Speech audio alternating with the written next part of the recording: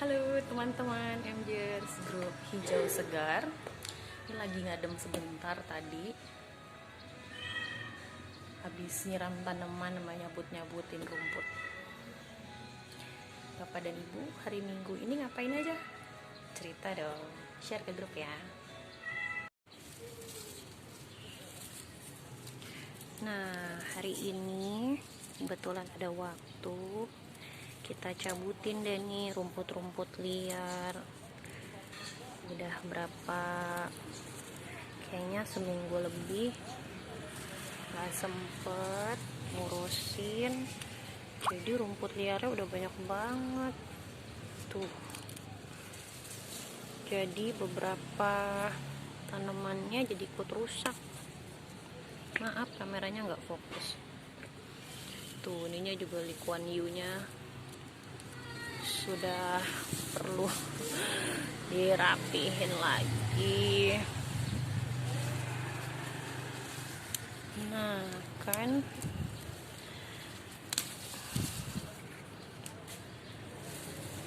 jadi si liar-liar ini kalau dibiarkan dia bisa ngambil jatah tanaman lain, jatah nutrisi.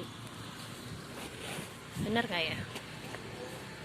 Kalau di kedokteran sih mirip-mirip kayak parasit ya.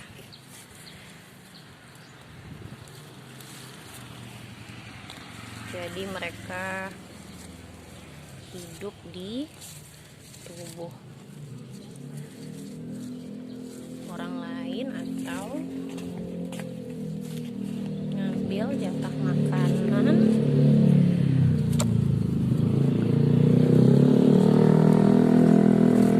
sehingga si tanamannya ini kurang nutrisi. Sama tubuh kita juga begitu. Ternyata sama ya ngurusin tanaman sama tubuh manusia. Hehe.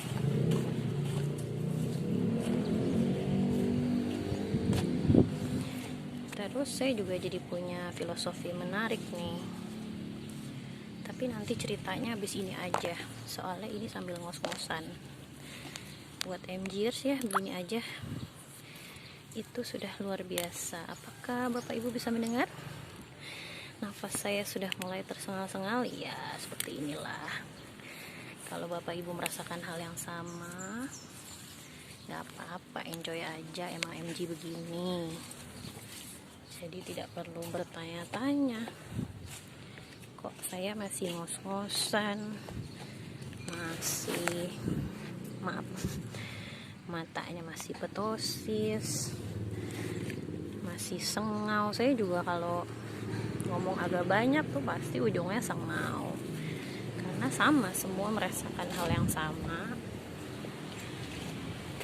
Tapi dengan yang kita rasakan itu gak harus juga kita meninggalkan hal-hal yang kita suka atau aktivitas yang bisa bikin kita senang. Mungkin yang suka ngurusin tanaman tetap aja dikerjain sebisanya, tapi jangan nekat kayak saya gini, mataharinya udah terik baru ngurusin tanaman. Ini namanya nekat. Jadi kalau Anda masih pemula, jangan coba-coba melakukan ini ya, karena sudah pasti ujungnya stres, lemes. Tapi karena saya nekat, ya kalau punya kenekatan yang sama sok aja, nggak apa-apa. Sekali-sekali kita bandel. Bandelnya bukan bandel yang berbahaya, yang pasti ya. Harus tetap ditakar dan diukur. Ini kayak gini saya bisa bandel karena lagi ada orang di rumah, kan lagi libur. Jadi kalau saya lemes nggak sendirian.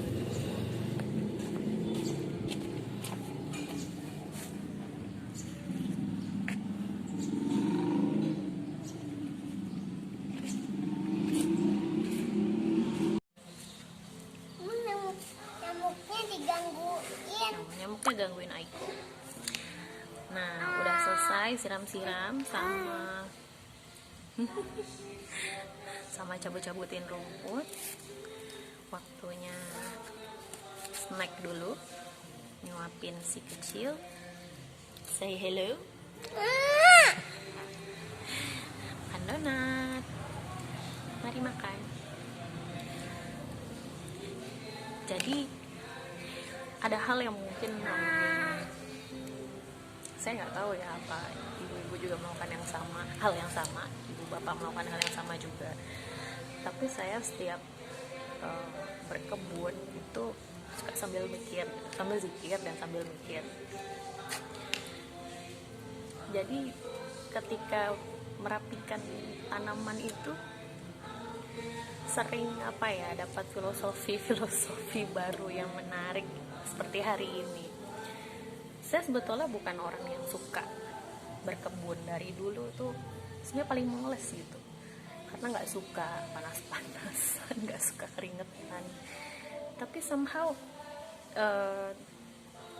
sesudah kami habis renovasi rumah dan kemarin sempat harus memangkas beberapa pohon dan tanaman. Jadi sebelumnya memang halaman itu tanah memang paving block dan banyak banget tanamannya.